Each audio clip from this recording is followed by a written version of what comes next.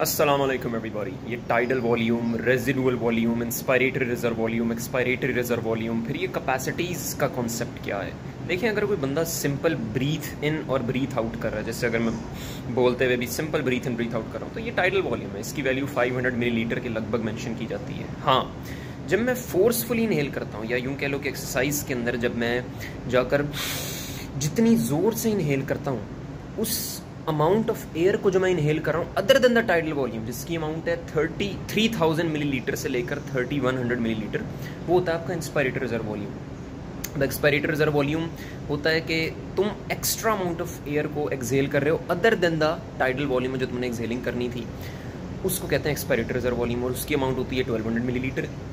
अब एक vital capacity चीज़ होती है। वाइटल कैपेसिटी क्या होता है कि तुम कितना वॉल्यूम एक्सहेल कर सकते हो। याद रखना, इसमें तुम्हारा inspiratory reserve volume, tidal volume और एक्सपायरेटरी रिजर्व वॉल्यूम, ये तीनों चीज़ें फॉल करेंगी, और इन तीनों चीज़ों को तुम इसमें काउंट करोगे तो ये तुम्हारी वाइटल कैपेसिटी बनेगी, जो कंप्लीट अमाउंट ऑफ एयर तुम अपने लंग से एक्सहेल कर सकते हो। फिर सर, ये रेजिडुअल वॉल्यूम क्या है? रेजिडुअल वॉल्यूम वो होता है जो तुम्हारे लंग्स के अंदर पड़ा रहेगा।